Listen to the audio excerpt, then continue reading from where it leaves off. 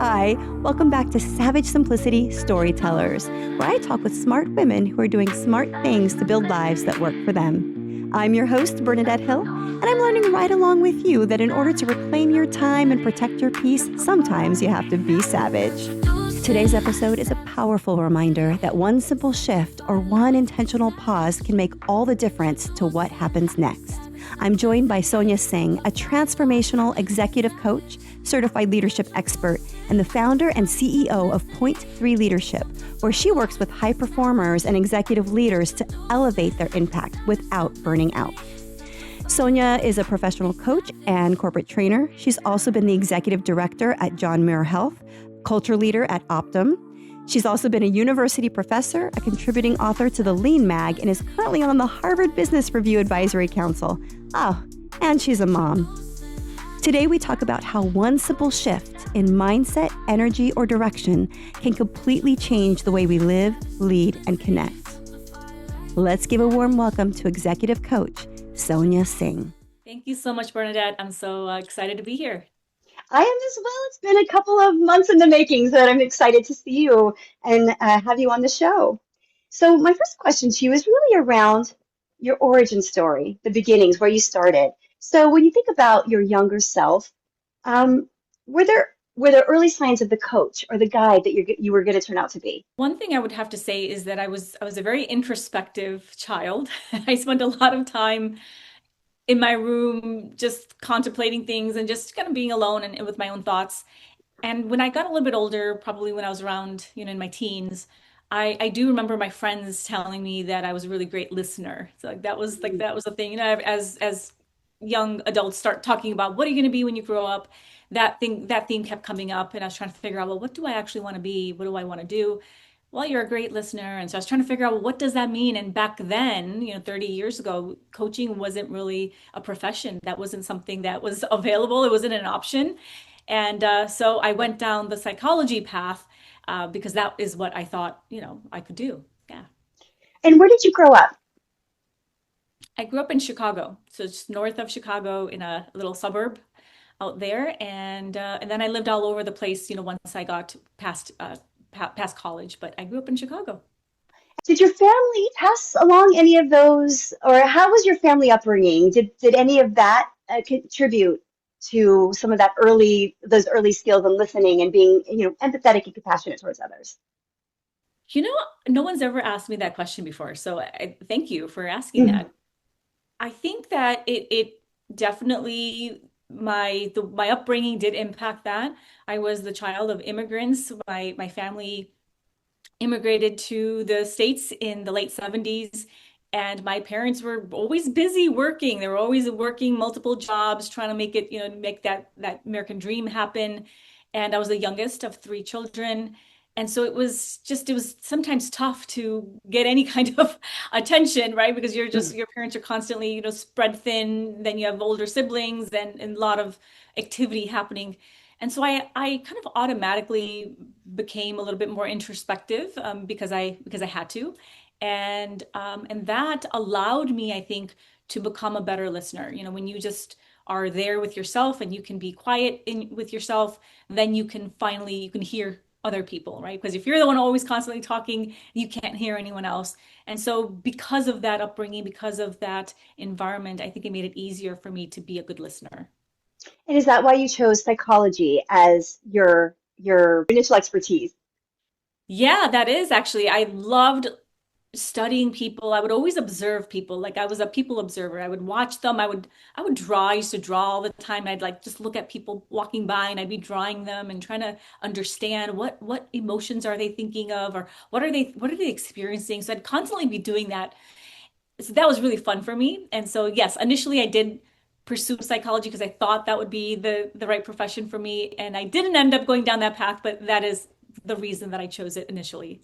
Do you think because you were the youngest child, and I'm the oldest, so I don't have this experience at all, I'm the oldest of four. So, but do you think being the youngest child gave you that perspective in terms of being a people watcher, trying to watch human behavior because you weren't the oldest, you weren't probably the loudest, right? And your parents were super busy.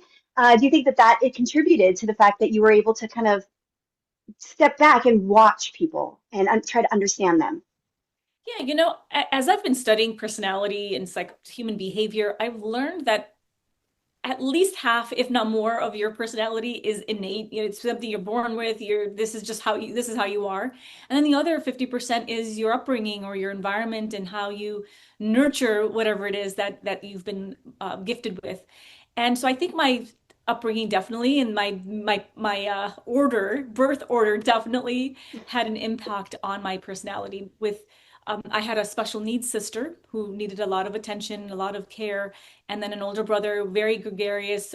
Both of my siblings were very gregarious, big Mm. personalities, and so I think with me already being maybe a little bit more of a quiet person by nature, I think that made me even more quiet as a younger sibling. When did emotional intelligence hit your radar as something that you'd like to study and maybe even improve in your own self?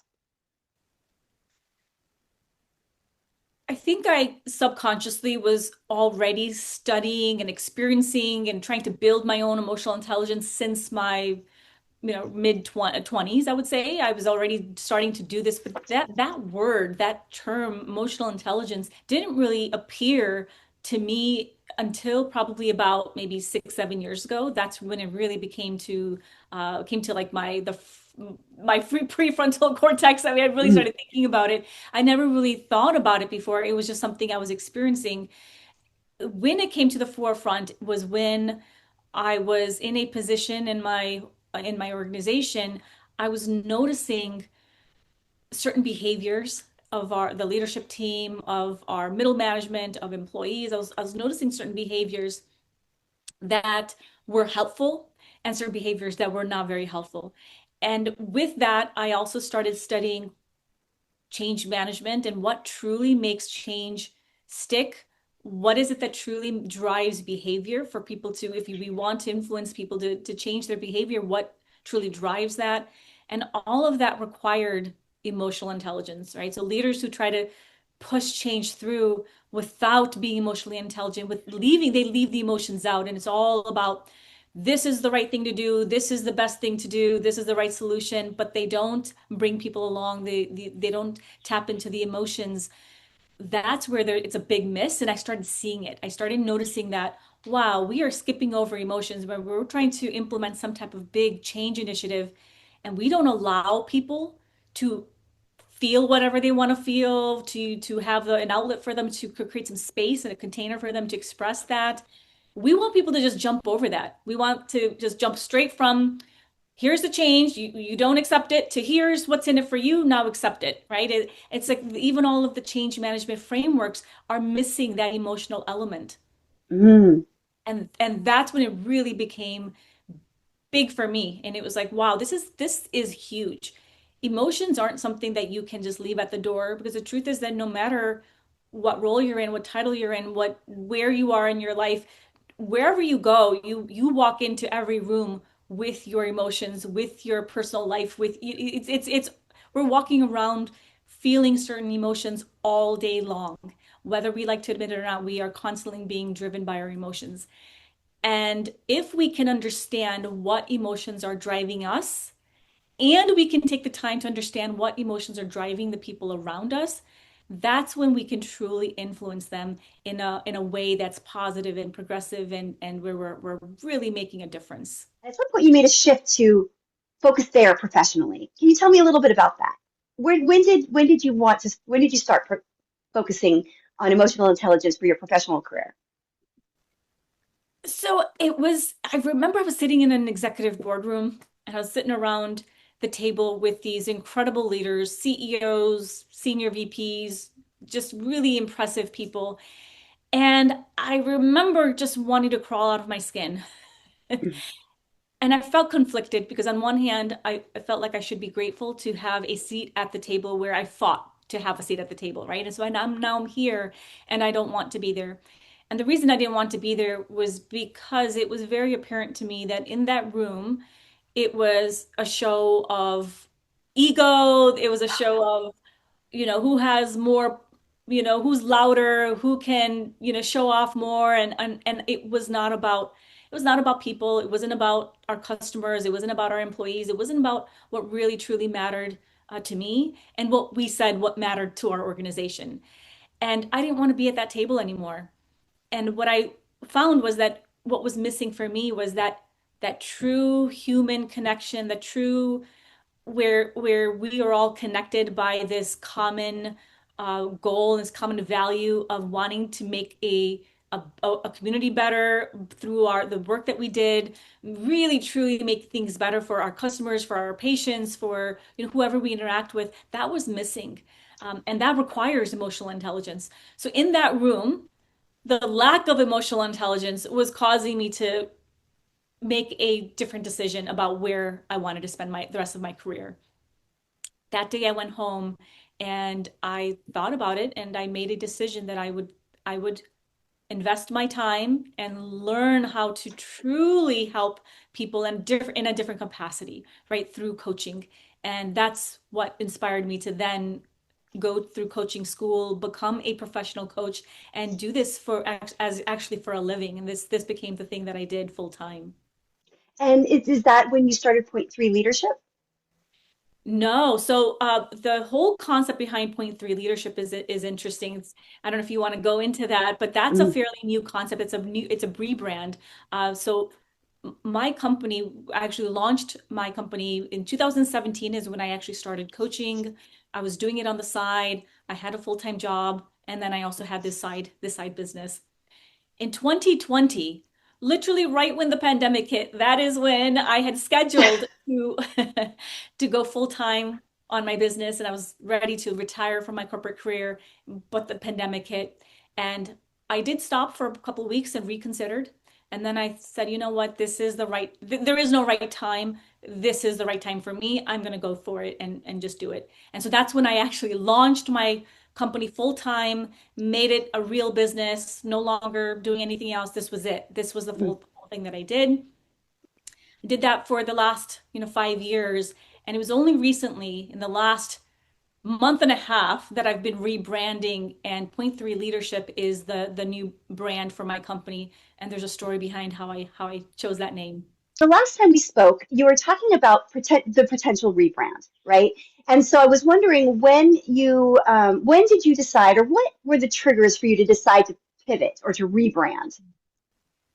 Great question. So I knew from the start that I wanted to have a strong name that represented my business, what I wanted to, the message that I wanted to send out there.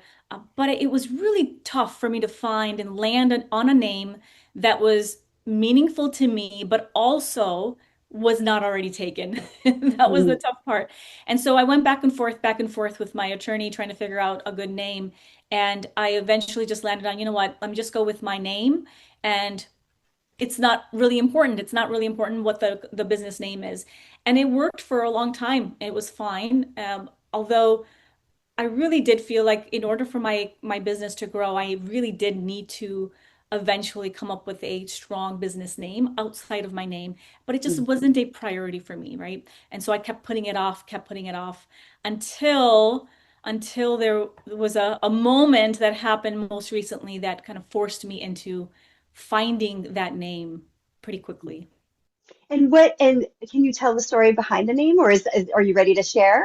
It happened so fast. It's kind of crazy. It took me 6 years. 6 years I've been thinking about the name, going back and forth, overthinking it.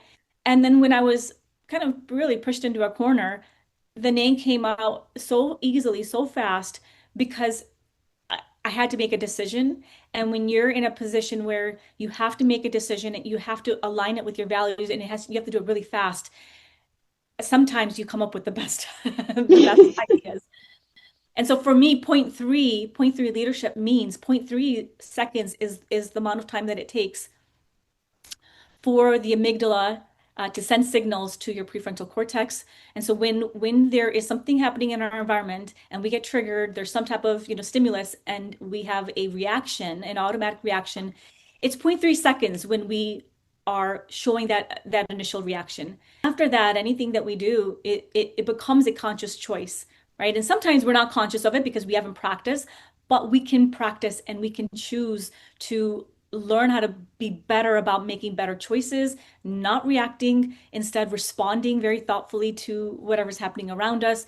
And so point three leadership is that's how the name kind of was born. It's really about staying in control of your emotions, not letting your emotions dictate your actions, but you taking control of your action, your emotions, and saying, hey, thank you, emotion.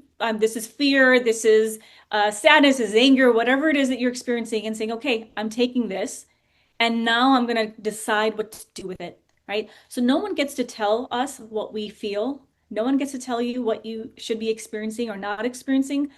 But what we do with that, how we express it, that is something we're also responsible for.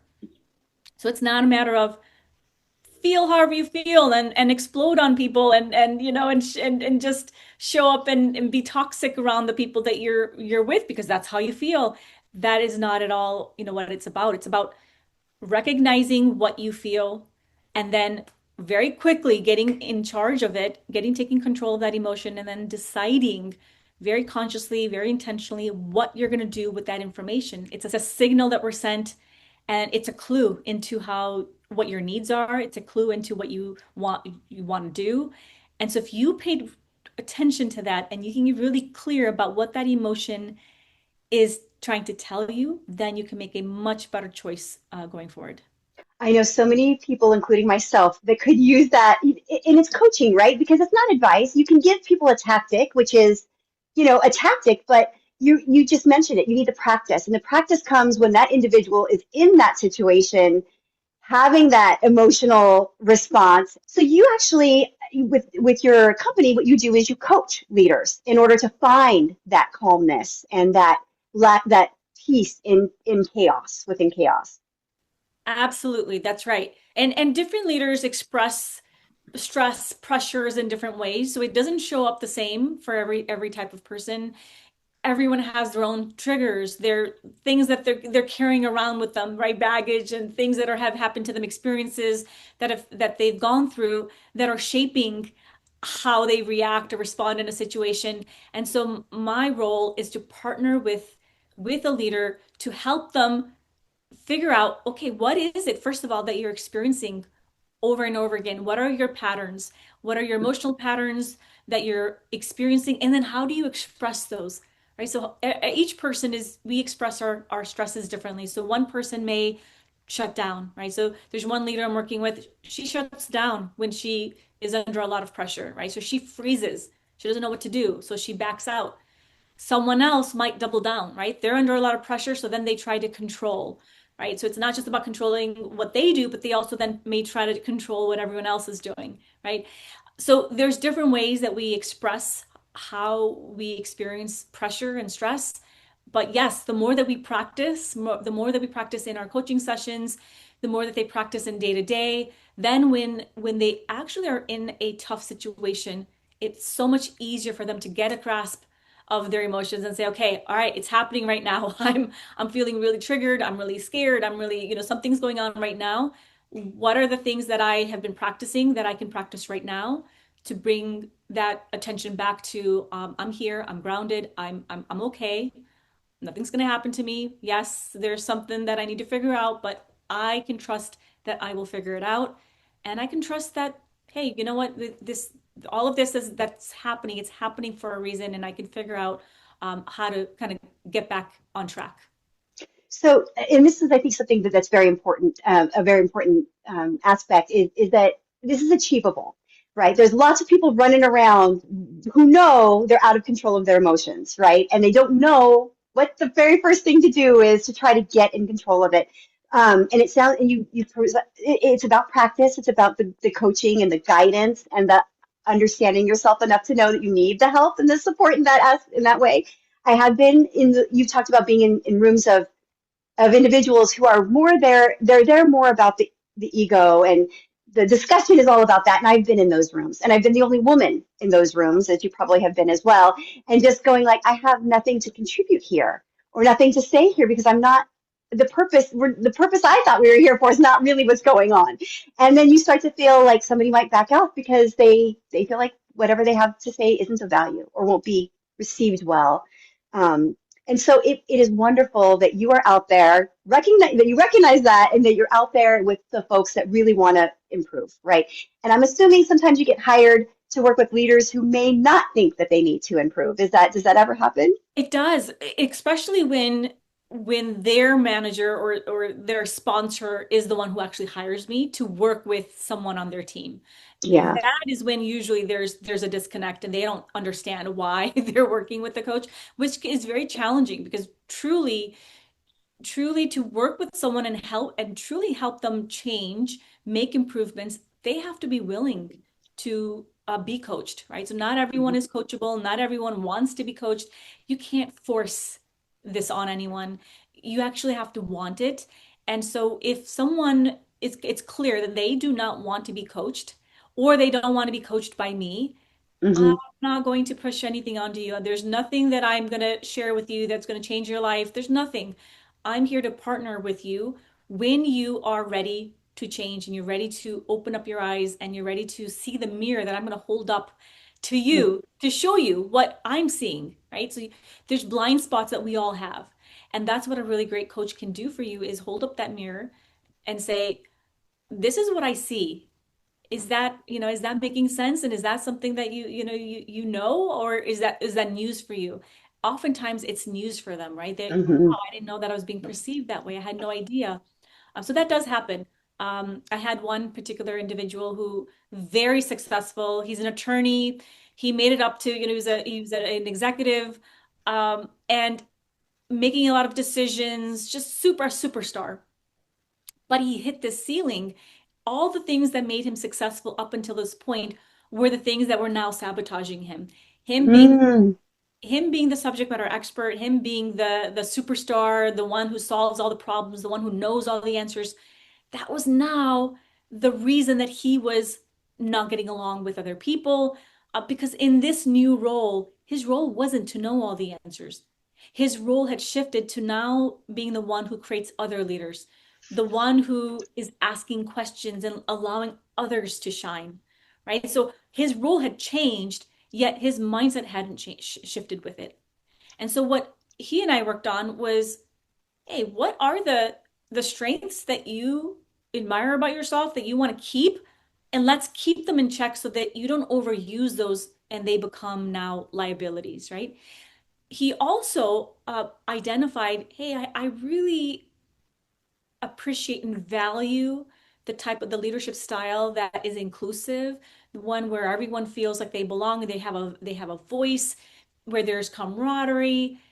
All the things that he valued were in opposition of what he was actually doing. And so when I was able to show that to him and say, hey, yeah, this is what I'm hearing, you're saying one thing, but I'm seeing that you're doing something else. That was very new to him. He had not seen that himself. It was a blind spot. And so just sharing that with him in our second session, immediately he started making changes. We want to believe what we believe. We want to believe that, oh, but I'm doing all the right things and I'm being the victim and this is being done to me and no people aren't listening. I'm out there, I'm being a team player. But are you though? Are you actually being a team player? Team player means that you are allowing space for other people.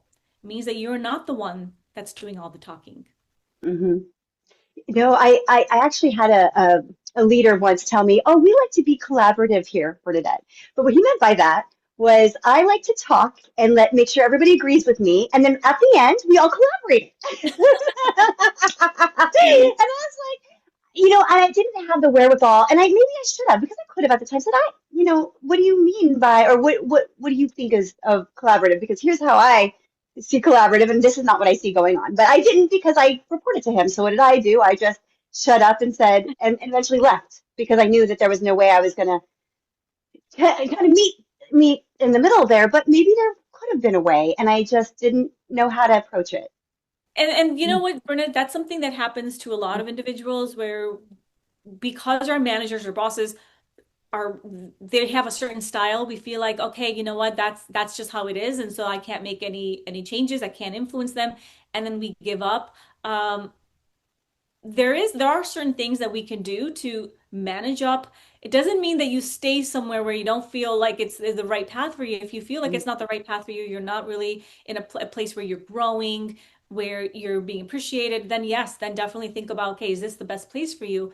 However, what I always recommend is, hey, when you get to a place where someone is maybe doing something that you don't agree with, instead of assuming that they're doing that on purpose or they're doing that because they know what they're doing, they want to make it difficult, they probably don't know, right? So let's assume positive intent.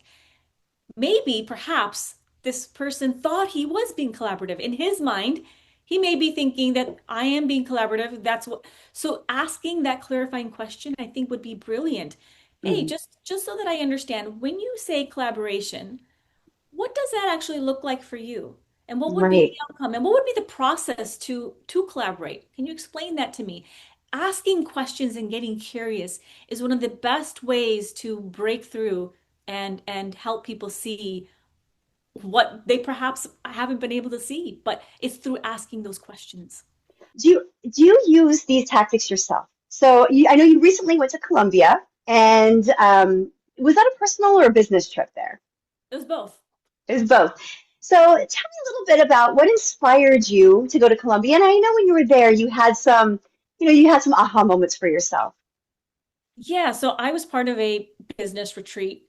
It was a mastermind. I went with 20 something other entrepreneurs, small business owners, and it was an opportunity to learn from one another, to share share some of my value with them, help one another. And it was also a place to just get away from the day-to-day grind and truly explore new ideas, and perhaps not even new ideas, but perhaps just letting go of the blocks that sometimes we put on ourselves when we're in our day to day, right? When we go through the motions each day, same environment. I work from home, so I rarely even leave my house, right? Unless I'm doing some client work. I'm here in the same place every day, same routine. And sometimes you need to get out of that pattern to break out and break through to a new level, right? And so part of it wasn't even to learn anything new, honestly. It was more to let go of the things that were blocking what I knew I needed to do. And do you want to share some of those blocks, or were you able to let them go when you were there? Yeah, so definitely one of the blocks was just do being visible, right? Mhm. So not wanting to, first of all, my upbringing, being the child of immigrants, even just from my cultural upbringing, humility is a huge value. Mhm. Humility is one of the top values, right? And so in the effort to be humble, sometimes we let go of our power, right? And we let go of being visible because we don't want to come across as, oh, this person's bragging or this person's, talking about themselves. So you try to let everyone else shine and you take the back seat. And what I have found is that sometimes, yes, and that sometimes some people need to do that. Um, but for others, including myself, sometimes we need to go tip back and the other way so that we can find a true balance. And it's not about showing off, it's not about bragging or anything like that, but it's about showing up and sharing something that could be helpful and coming from a place of not I know something, I'm better or anything like that, but coming from a place of, hey, I just want to help someone. And if it could help one person, then let me share something. Let me tell you something that maybe has happened. Maybe I can share an example or a story of someone that made a transformation through the work that we did. Anytime we can do that and come from a place of just service and wanting to share for the goodness of just trying to help them, then I think we can let go of, okay, I'm not going to be visible because it's serving a different purpose. So that is part of what I have been working on for myself is giving myself permission to show up, be visible, talk about all the transformations. Sometimes when I share with individuals, sometimes new people will ask me, oh, can you give me some examples of people who you've helped and what has happened in their life? And I'll give them a couple examples. I'm blown away by, wow, gosh, I have actually worked with a lot of people and there's a lot of transformations. I just don't talk about it. I don't share it. Mhm. In an effort to be humble, I don't share it. But But what I know I'm doing though is a disservice, not just to myself, but I'm doing a disservice to all the people out there who need to hear those stories, who need to hear that, to give them permission maybe to go and do something. And so that they can also see the possibilities that maybe perhaps they wouldn't have seen had they not heard those stories. The most common question when I ask somebody to be on my show is, well, what would I have to talk about? I'm talking to scientists and doctors and PhDs and folks like you who have, launched a successful business and career and are in control of, building their own future. And they're like, well, what do I have to talk about? I don't know. Maybe I don't have to. This imposter syndrome that women tend to have, even when they're the expert in the room, even when there's the one scientist that works around the globe, right, that works with others. It's like, I don't know what I have to share. It's like, are you kidding me? And that is what you're talking about. Part of it is the humility, right, of learning how to be humble. I was raised in a certain way, so I'm not going to brag about my things. But then we tend to then everything is undercover. And unfortunately, the opposite sex isn't often like that. It's like when I was in those rooms, there are people who are very vocal about the things that they've done, whereas others aren't sharing that. So then it creates this imbalance in the workplace where the quieter people are not seen as valuable as the people that are loudest. And maybe even they may not even have the expertise or whatever. You think they do because they're the loudest. So I think that the work that you do is incredibly important. What is next for point three leadership? I know that the concept is a little bit new. It's very powerful, by the way. I love the point 3 seconds. I don't even thinking about that actually after this interview ends. But what's next for your business, and what are you looking to do next? Yeah, great question. Thank you for asking that. So there's a couple things. The one thing that's new right now, I just launched a new community, a leadership community on Substack. It's brand new. It's like a week old, and so excited. We have about 460 plus subscribers now. This is a free community, but I also have a paid community within that, and I got my first paying member yesterday, which was so exciting to welcome her in and really just start adding more value to people on a day-to-day basis, right? So I do a lot of bigger work with companies and individuals. We'll do like 6 months at a time, or I'll come in and do workshops and things like that, which are all great, meaningful things. But my community was really wanting something day to day, like kind of micro coaching, micro kind of something where they don't necessarily have to be there all in, 100% all in. Maybe they just want to dip their toe in. And I didn't have anything like that for them. It was Mm, all in or nothing, right? It's like it's either you're all in and we're going to do one-on-one coaching, or you're going to join one of my group programs, and even that you have to be all in. And so now what I'm doing is creating this community where people can show up at their own pace, and mm, you don't have to, I'm going to give a lot of free content, a lot of free value to people in this community. I want to nurture them. I want to take care of them. I want to hear them. I want to hear what their challenges are and see what tools and things I can offer to them. And then for those who are starting to feel like, okay, I need a little bit more support, then they can move into the next tier. And then beyond that, if they want even more, then guess what? I have so many other things that they can, take advantage of. But that was one area where I was lacking. I did not have this community. And now that's what I'm excited to grow. So before you had if you're talking about food service, before you had the restaurant, the high-end restaurant experience, and now you have that, but you also have the tapas, right? The experience. Yes, because even though I love working with leaders who are ready to go. By the way, I have one client right now I'm working with, incredible person, just so talented. It took her 7 years, 7 years before she decided to work with me one-on-one. 7 years. When she and I initially connected, or we had our first face-to-face, I thought it was the first time we were meeting. And I discovered that it wasn't. We had interacted for the first time 7 years earlier. I try to help anybody and anyone who reaches out. I try my best to give them some resources, or some type of, if there's an answer I can give them, I try to do that. or if it's maybe just some questions, coaching questions, something to give them some value, help them along, even if they don't work with me, right? So that's never my ultimate goal. It's really just to help people. And that was 7 years ago when she first reached out to me. And I remember, going through, I was like, we had a little chain and I went back and looked. Oh, we had this dialogue going for years. And I was just offering support, some ideas, inviting her to things. She wasn't able to come to many of them. And then 7 years later, she was ready. And she is so ready. I mean, she's phenomenal. She's made so many changes just in a short amount of time. But it took 7 years for her to get here. You've talked about living your life according to the book, The Four Agreements. Tell us more about that. So that's a book that I love that book. And there's four agreements or four principles there, and I live by those. Be impeccable with your word. Don't take anything personally. Don't assume anything, and always do your best. And those are the four things that I live by, and they're pretty simple. But if you do all of those, then everything else falls into place. Wise words from executive coach Sonia Singh, who reminds us that emotional intelligence is not about managing others. It starts with mastering ourselves. Even one simple shift in our mindset can make the difference in the way we lead, live, and show up.